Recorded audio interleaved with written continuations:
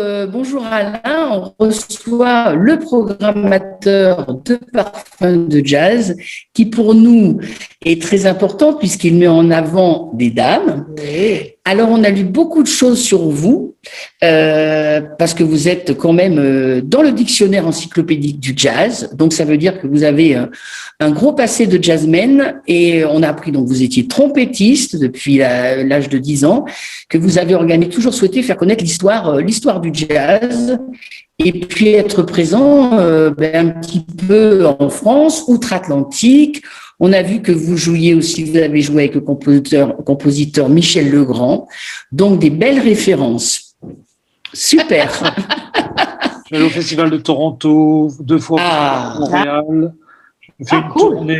J'ai fait une tournée il y a 20 ans avec Olivier Huttman au piano et puis Essiette à la contrebasse, Tony Ridus, un batteur fantastique qui est là, c'est décédé maintenant.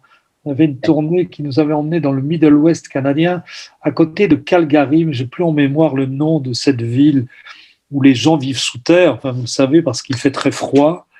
Et il y avait un club de jazz qui était très bien. On a joué 2 soirs de suite, mais je sais plus en tête le nom. C'était en 95, ça. Donc ça fait 95. Donc oui, on a vu que vous avez participé à de nombreux festivals. Alors, vous nous expliquez ce début de Parfums de jazz avec ce titre magnifique?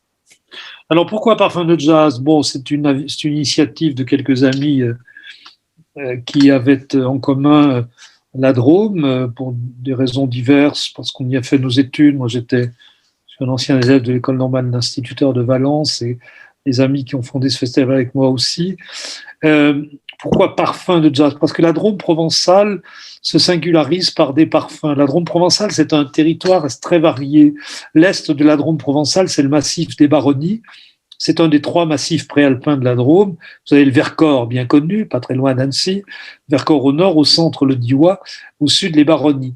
Et dans ce massif préalpin, donc moyenne montagne, on y trouve beaucoup d'olives, des oliviers, on y trouve beaucoup de plantes aromatiques, du tilleul. Longtemps, Buis-les-Baronnies, chef-lieu de canton, a été la capitale européenne du tilleul. Et il y avait, jusqu'à il y a assez peu de temps, un très grand marché au tilleul. Bon, le tilleul n'est plus récolté parce que ça exige une main-d'œuvre abondante et difficile à trouver. C'est maintenant la Chine qui est le premier producteur de tilleul au monde. Mais enfin, il y a toujours il y a toujours des manifestations autour du tilleul. Moi-même, je suis d'ailleurs un peu plus que chevalier du tilleul. C'est au-dessus de chevalier, c'est pas officier. Je me souviens plus. Ça porte un nom bizarre. Monsieur le Chevalier, enchanté. Oui, je ne l'ai plus en mémoire. Enfin bon, voilà. Donc d'où l'idée Parfum de jazz, parce que effectivement, cette Drôme provençale s'illustre par les parfums. Il y en a beaucoup, et il y a notamment des entreprises qui conditionnent les plantes aromatiques dans les hautes baronnies. Voilà. D'où Parfum de jazz. Alors, mais vous n'avez pas que Buis les Baronnies. Vous n'avez pas que Buis les Baronnies. Alors, Buis les Baronnies, c'est le cœur. On a commencé à Buis les Baronnies avec 2 soirées, puis 3, puis 4, puis 5. On a étendu dans d'autres communes des baronnies. Tout ça en première semaine. Et en deuxième semaine, on se translate vers l'ouest de la Drôme provençale, c'est-à-dire en vallée du Rhône, autour de Saint-Paul-Trois-Châteaux, Pierre-Latte, plus connu pour sa centrale nucléaire et le traitement d'uranium que pour le jazz. Mais bon, il y a quelques sites qui sont très agréables et on a investi ces sites puisque tous les concerts sont en plein air. Ah oui, voilà. J'ai vu que c'était un festival avec des tarifs très raisonnables. Très raisonnable. On n'a jamais on a toujours eu des droits d'entrée inférieurs à 30 €. Cette année, le plus cher, c'est 28 € en plein tarif et 22 € en tarif réduit. Et nous avons mis en place depuis le 8 mars, vous le savez, une belle programmation. Jour du droit des femmes, jusqu'au 15 avril, des tarifs promotionnels à 10, à 20 et 15 €. Voilà. Super. Ouais. Alors, dites-moi, comment vous faites vos choix au milieu de toutes ces jazzwomen? J'ai vu aussi qu'au début, vous étiez assez axé sur le jazz vocal. Pour une simple raison qui est que beaucoup de femmes chantent.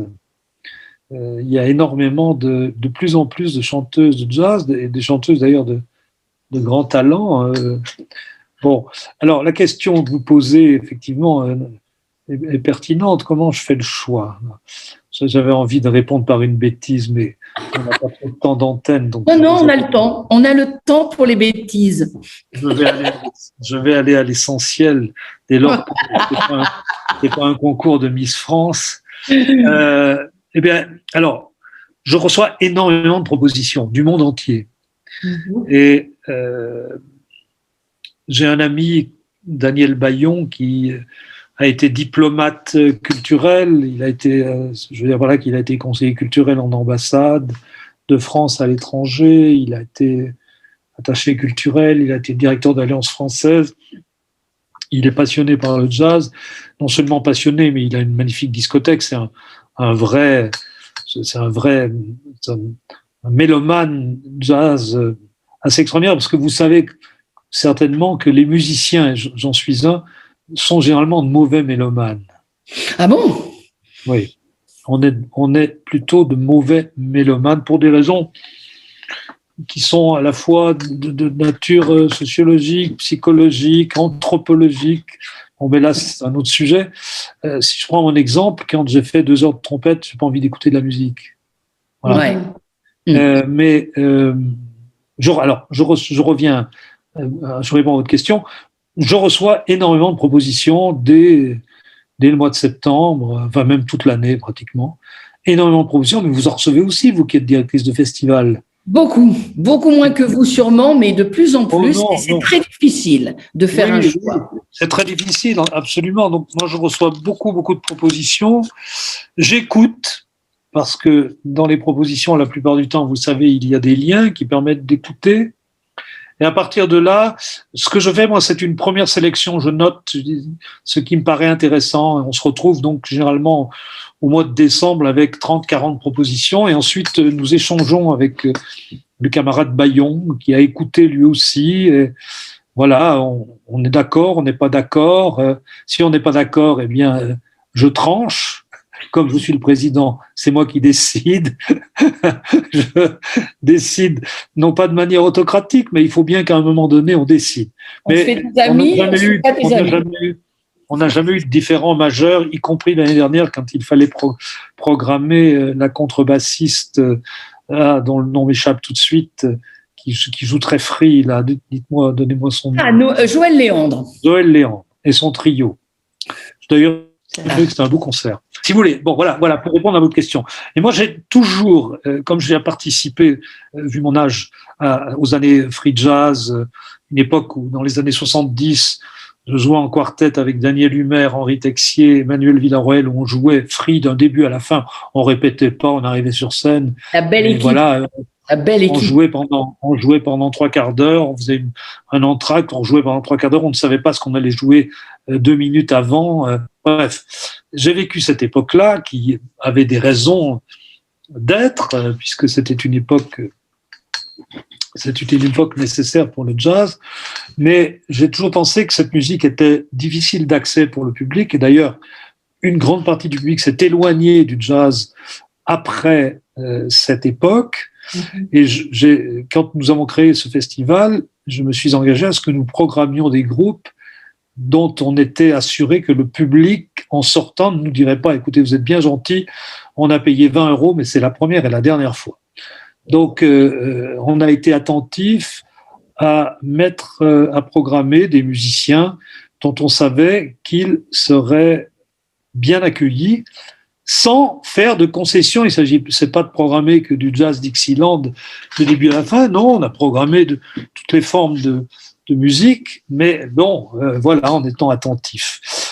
C'est toujours le cas, sauf que maintenant, nous ne programmons que des femmes chefs de groupe, ou quasiment, parce que vous êtes fondé à me faire remarquer que le Dalsasso Big Band que nous avons programmé à Pierre-Latte le 24 août, il est dirigé par un homme qui s'appelle Dalsasso. Christophe. Comment ? Christophe, sauf que il y a comme soliste, il y a deux grandes solistes féminines qui sont alors, Qu'est-ce qu'il a comme grande soliste? Nous avons Géraldine Laurent. Géraldine Laurent, absolument. Et nous avons Sophie Allour. Et d'autre part, Sophie Allour, exactement. Ah, j'ai gagné. Vous avez gagné. Voilà. Alors, idem avec le samedi 27 août, où il y a l'Orchestre national de jazz et le programme Rituel, qui est dirigé par un homme, c'est Frédéric Morin, et où nous avons des femmes qui sont comme solistes. Il y a Léla Martial, il y a Elinoa, il y a Sylvaine Hélary, qui sont quand même des chanteuses majeures aujourd'hui. Voilà. Donc, à part cela, tous les autres groupes sont des groupes dirigés par des femmes. Voilà. Et est-ce que vous imposez d'avoir toujours 1, 2, 3, entre guillemets, têtes d'affiche? Non, pas forcément. Non, là, qu'est-ce qu'on aurait comme... Alors bon, c'est très subjectif, la notion de tête d'affiche. Est-ce que l'ONG est une tête d'affiche? Oui. Est-ce que Dal Sasso est une tête d'affiche? Est-ce que Laetitia Benjamin est une tête d'affiche? Peut-être. Oui, alors on a une tête d'affiche cette année, pour la première fois. C'est une petite concession, non pas à la variété, parce que c'est un programme jazz, c'est Liane Folly. On a programmé Liane Folly à Pierre-Latte, et un programme qui s'appelle I Love Jazz, accompagné par des musiciens de grand talent, dont notamment Lynn Lemart à la basse. Bon, voilà. Mais c'est une très bonne chanteuse, Liane Folly. Ce que j'ai entendu, moi, je trouvais était tout à fait intéressant, même si elle s'est fait connaître comme chanteuse de variété. Peu importe. Elle va interpréter le Great American Songbook, je crois. C'est ça. Oui, probablement. Et puis c'est un nom, et puis c'est une femme qui a chanté pendant longtemps les standards. Oui, et en plus, je dois vous dire que c'est dans un lieu qui est compliqué pour nous, c'est le Théâtre du Rocher à Pierre-Latte. Pierre-Latte, il faut resituer ce qu'est cette petite commune de 10 000 habitants. C'est une commune donc qui vit sur le nucléaire, si je puis dire, où ceux qui travaillent, tous les ingénieurs du nucléaire sont là, mais vont plutôt à Marseille ou à Avignon au spectacle. Et l'été, ils ont des résidences secondaires au bord de la mer, donc ils ne sont pas là. Vous voyez un peu le défi auquel nous sommes confrontés pour amener du public dans ce très beau lieu qui s'appelle le Théâtre du Rocher. C'est pas simple. Ça fait sûr que Liane Folly, c'est populaire. Alors, j'espère qu'avec Liane Folly, on va essayer de remplir les 600 gradins de ce théâtre du Rocher. J'ajoute que s'il y avait eu une tradition culturelle dans cette commune, mais hélas, depuis des dizaines d'années, on s'est surtout évertué à mettre des gens qu'on avait vus à la télé dans des spectacles de variété les plus ringards. Bon, je ne vous fais pas de dessin. Oui. Pas de tradition. Donc, l'enjeu est fort. Alors, l'année dernière, l'année d'avant, les années d'avant, nous n'avions qu'une soirée à Pierre-Latte. J'ai convaincu la municipalité de faire 2 soirées parce que le Théâtre du Rocher a beaucoup d'allure. C'est un site assez étonnant. Au plein milieu de la commune, vous avez une excroissance rocheuse, on ne sait pas très bien pourquoi. Toujours est-il que ce lieu donc, est utilisé pour des spectacles relativement peu, parce que généralement la commune, dans les années précédentes, depuis 30, 40, 50 ans, faisait des spectacles sur la place, gratuits. Donc, si vous voulez, il n'y a même pas de tradition de payer pour aller au concert. C'est très difficile. L'intérêt, c'est que cette commune a de l'argent. Elle peut donc payer des spectacles et donc être partenaire. Voilà. Donc, en fait, il faut être programmateur, financier, il faut faire beaucoup de choses, gestionnaire, avoir le flair. Vous le savez, vous le faites aussi, j'imagine. Oui, mais… Moi, je suis président de l'association, oui, je fais le programme, je monte les dossiers de financement auprès des collectivités territoriales, la SPEIDAM, la DAMI, la SACEM et ainsi de suite. Alors maintenant, il y a un administrateur donc, qui rédige les contrats après qu'on se soit mis d'accord avec les agents ou directement avec les artistes sur le montant des cachets. Je suis aidé, heureusement, mais pendant des années et des années, j'ai fait ça quasiment tout seul et je dois dire que c'était très, très lourd. Ça reste très, très lourd. Et est-ce que, avant que je laisse la parole à Coco pour le Canada et pour ces musiciennes et ces chanteuses que vous avez reçues, est-ce que vous, comme nous tous, pour les festivals, de temps en temps, on essaye de se regrouper pour essayer de faire passer un artiste à un endroit, à un autre endroit, ou vous faites cavalier seul? Comment vous fonctionnez? Alors, je ne demande pas mieux à ce que nous puissions nous regrouper, mais sauf que nous sommes à une période de l'été où tous les festivals sont achevés depuis un certain temps, puisque nous commençons le 14 août, nous terminons le 27 août. À nous aussi. On pourrait... Nous aussi. Vous aussi? Oui, et d'ailleurs, Coco va venir avec une super chanteuse, parce qu'on va très souvent à Montréal, mon mari est franco-canadien, et on a découvert Kim Richardson, qui est vraiment une super chanteuse, et qui travaille avec Stevie Wonder, et vraiment une femme formidable. Et donc, Coco, cet été, vient avec Kim, et on aurait bien aimé vous connaître avant. Oui, alors c'est très bien. Ce qu'il faut, c'est que alors, pour 2023, on voit ce qu'on peut faire ensemble. Voilà. Et Coco, cette année, donc, vient avec Kim, et elle avait entendu Parfum de Jazz très souvent à Montréal. Oui, on connaît votre festival. D'ailleurs, je sais qu'il y a quelques Canadiennes qui sont venues chez vous, ou même voire québécoises. L'année passée, vous aviez la trompettiste Rachel Terrien. Et cette année, vous avez programmé la grande pianiste Lorraine Desmarais. Ça.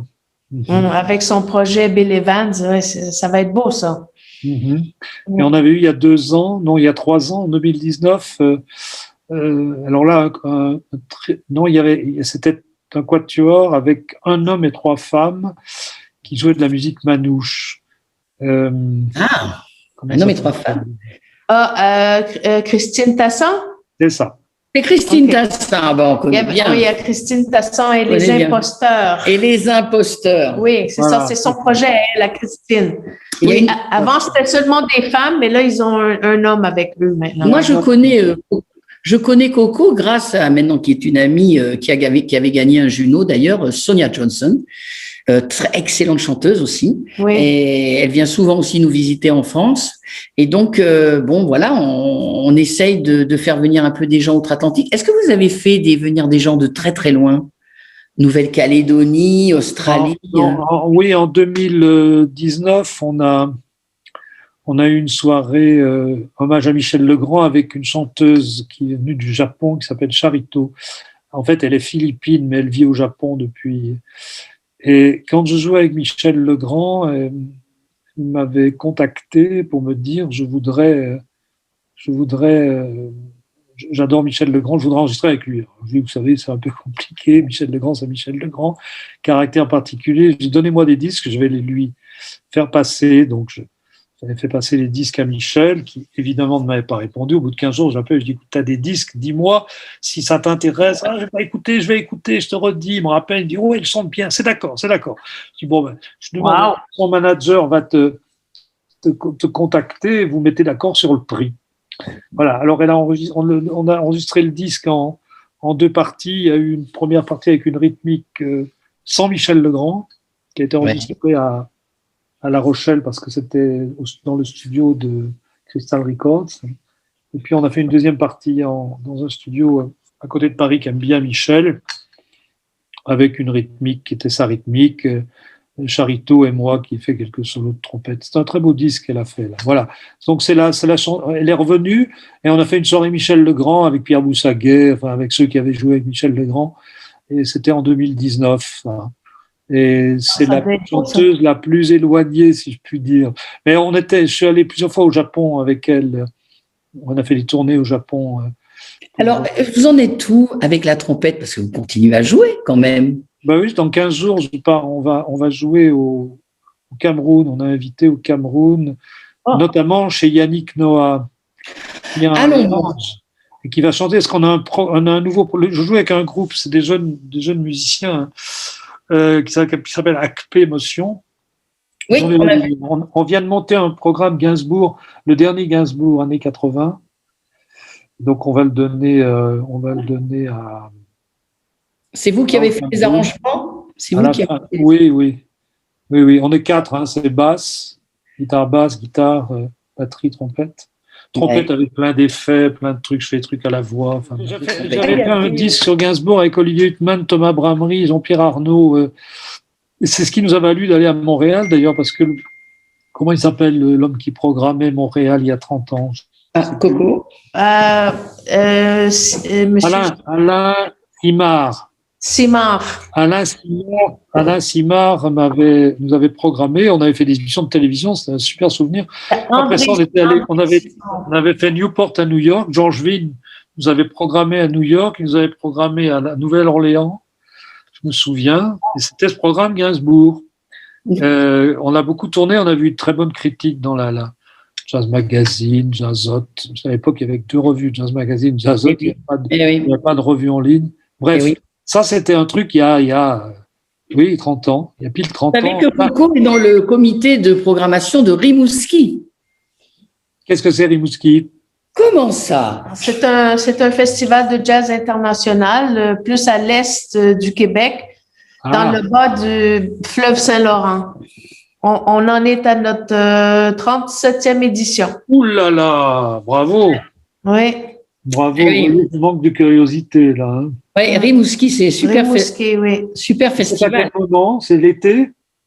C'est la longue fin de semaine du travail qu'on appelle. Donc, c'est au début de septembre. C'est tout de suite à la fin du mois d'août, début septembre, juste avant l'entrée à l'école.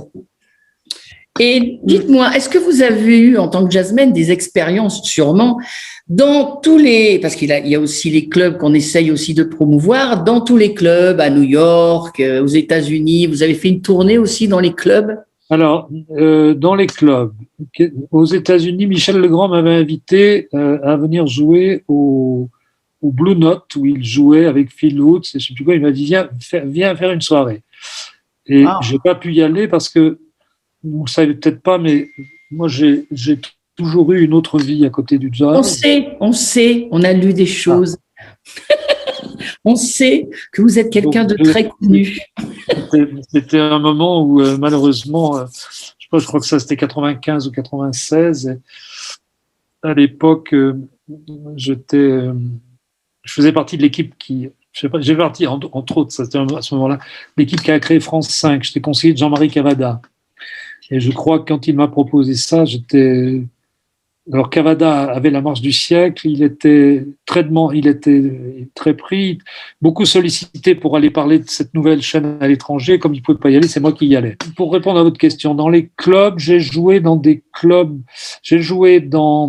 un club à San Francisco, j'ai joué dans un club à la Nouvelle-Orléans quand je suis allé jouer au festival. J'ai joué dans un très joli club dans le Middle West canadien dont je ne me rappelle toujours pas le nom, mais ça, on va vous le dire. C'est une petite ville canadienne en plein Middle West. J'ai joué alors à l'étranger dans des clubs au Japon, au Blue Note. Comment ils reçoivent le jazz? Comment reçoivent-ils le jazz? Alors au Japon, très bien. Hein. Mm-hmm. Ah oui, il y a pas mal de clubs. Ouais, au Japon, très bien. À Cuba, j'ai joué, mais c'était de la salsa. J'ai fait le bof avec des musiciens qui faisaient de la salsa. Là, c'était génial. Voilà, c'était génial. Et le Brésil, non? Non. J'ai joué au Brésil, mais pas dans des clubs. J'ai joué à Brasilia, 2 concerts avec des musiciens, mais c'était pas en club. Alors, dites-moi, est-ce que de toutes ces dames, toutes ces femmes fabuleuses que vous programmez, il y a des femmes que, entre guillemets, vous êtes un petit peu fiers d'avoir un petit peu découvert? Oui, vous avez raison de poser cette question parce que je vois bien que beaucoup de nos collègues qui programment des festivals sont à la recherche de la nouvelle perle, de la future star. Sauf que j'ai jamais fonctionné comme ça. Pourquoi? Probablement par fainéantise. C'est-à-dire que je suis pas assez fouineur ici et là pour dire elle. Alors pourtant je reçois des mails. Notre petit camarade que vous connaissez bien, Pascal Desraté, m'a envoyé un mail il y a 2 mois. Elle en fait pour me dire il faut que tu la programmes, je sais plus son nom, là, parce qu'elle est encore pas chère, mais ça c'est la nouvelle star. Elle a été longtemps l'agent de Amy, une pianiste fabuleuse que je ne connaissais pas. Tu as été l'agent pendant combien de temps de Amy? 3-4 ans. Amy R. Roussel, en formule trio. Moi, on est allé visiter ses studios à Montréal. D'ailleurs, il y avait Madeleine Peyroux qui venait enregistrer avec quel grand musicien? Avec Jeff Neve, que lui, c'est un pianiste belge. Voilà. Et donc, c'est vrai que le fait de se rencontrer tous, c'est vrai qu'il y a un gros. Moi, je trouve ça très bien. Alors, on va considérer que c'est l'an 1 d'une collaboration. J'ai découvert, après je suis allé voir sa sœur jouer Ingrid Jensen. À Christine, oui. Christine. Et après, il y a Christine Jensen qui joue avec des femmes formidablement bien. C'est une trompettiste, non? Alors, Ingrid, c'est une trompettiste. Oui. Et Christine, c'est une saxophoniste. Terrible. Elles jouent ensemble, ces deux sœurs? Oui. Ce sont deux sœurs? Oui. Il y en a une qui est à New York et Christine est à Montréal. C'est vous qui vous en occupez, non, Coco? Non, c'est pas mais moi on les connaît bien, mais on les connaît bien. Moi, alors, je prends l'année prochaine, là. Hein. Je vais le mentionner à son agente, que je connais très bien. Heidi Fleming. Heidi Fleming, oui. D'ailleurs, vous avez programmé Lorraine Desmarais, c'était la professeure de Amy R. Roussel. Oui. C'est avec elle que j'ai fait l'année dernière la trompettiste Rachel Terrien. Exactement. C'est moi qui ai envoyé Rachel à Daniel, d'ailleurs. Ah oui. parce qu'on se connaît bien, puis elle voulait que je sois son agente. J'ai dit, non, je suis pas assez bonne, moi, pour ça. Va voir Daniel. Vous connaissez cette trompettiste qui s'appelle Grace Kelly? C'est drôle. Non, comment il s'appelle ce trompettiste que vous m'avez cité tout à l'heure, Phil Wood, que Phil Wood a invité un jour sur un concert, elle avait une quinzaine d'années, il avait toujours sa casquette, et tellement ça a été remarquable, il lui a filé sa casquette, elle a toujours gardé sa casquette, elle s'appelle Grace Kelly. C'est des gens que je vois régulièrement quand je vais aux États-Unis aux conférences du jazz, parce que c'est vraiment aussi des jazz educators, donc voilà, et c'est des femmes qui sont dans l'association des Jen qui s'appelle Sisters in Jazz. Et ces femmes-là, avec Ingrid, Grace Kelly, toutes ces femmes ont joué, elles étaient en sextet, et là, les bras m'en sont tombés, quoi. C'est... Oui, ça a dû être... Je ne connais pas Grace Kelly, non, je ne connais pas. Grace Kelly, vous allez voir Phil Woods et Grace Kelly, c'est super. Alors, dans cette émission, c'est pas pour faire la promotion de tout le monde, mais je veux dire que, par exemple, à nous trois, on arrive encore à se faire découvrir des gens, quoi. Absolument. Non, mais moi, j'ai bien conscience de mes lacunes. Hein. Nous, on est des femmes. Ça nous a, en tout cas, le fait de programmer que des groupes dirigés par des femmes, d'une part, ça nous vaut beaucoup de propositions parce que ça commence à se savoir un peu partout. Vous avez appris. Et ça permet de se rendre compte aussi qu'il y a beaucoup de musiciennes très talentueuses. Pas uniquement des chanteuses, mais des instrumentistes très talentueuses. Par exemple, l'année dernière, pour le Jour international du jazz, International Jazz Day, on a monté 2 émissions très longues sur les harpistes en jazz. Nous avons beaucoup. Hein. Alors, Coco m'a fait découvrir un homme qu'on a eu à New York. Tu te rappelles à 10h du matin, comment il s'appelle cet harpiste magnifique? Edmar Castaneda. Edmar Castaneda. On a découvert le monde parallèle de la harpe en jazz. Donc, des femmes, des Américaines, des Suisses, Julie. Et donc, tout ce travail avec les harpes en jazz.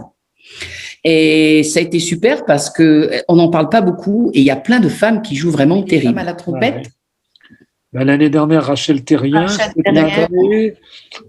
année, non, il n'y en a pas. Je voulais avoir Erel Besson. Finalement, ça s'est pas fait parce que je pensais faire venir le groupe de Rhoda Scott et puis j'ai pas tout de suite dit oui et quand elles ont beaucoup de dates. Hein. Elles étaient déjà prises à. Ah oui, elles ont 40 dates. Oui. Elles étaient prises au festival de Cray, à Cray Jazz Vocal. Alors dites-moi. Là, vous allez avoir Masha Garibian qui va venir. Oui. Qui c'est ça? Ça, c'est une chanteuse pianiste. Elle est récipiendaire d'ailleurs du prix Victoire chez vous de la musique, mais le volet jazz. Moi, je l'adore cette fille-là. Elle est vraiment bonne. Oui, c'est très bien, oui. Alors donc, ce festival, il grossit de plus en plus chaque année? Non, là, on a stabilisé depuis quelques années. On a 12 concerts en soirée, Mais on a un festival dans le festival qui s'appelle Jazz au village. Et là, nous avons dans une vingtaine de communes des concerts offerts à la population en fin de matinée ou en fin d'après-midi. Donc ça vaut dans les petites communes des Hautes-Baronnies, qui sont des communes de quelques centaines d'habitants, où évidemment la mairie n'aurait pas les moyens de se payer des musiciens professionnels. Donc on demande une petite participation à la commune, moyennant quoi on organise des concerts de qualité, là, en fin d'après-midi la plupart du temps, et quelquefois en fin de matinée. Puis à Bulle-et-Baronnie même, on a des concerts en fin de matinée et en fin d'après-midi offerts à la population. À côté de ça, il y a un stage voix-flûte, on fait des concerts pour les enfants, des centres aérés. C'est cool. Et puis, en dehors de l'été, on a mis en place depuis l'année dernière une opération qui s'appelle Jazz au collège, dans les collèges. C'est pour ça que si vous êtes branché sur l'éducation au jazz, moi, ça m'intéresse, ou en tout cas, ça pourrait intéresser la personne qui gère ça avec moi. Ouais. Mais oui, parce qu'il faut faire connaître cette musique. Et puis, oui, vous avez tellement raison. Eh bien, écoutez, on est ravis d'avoir fait votre connaissance.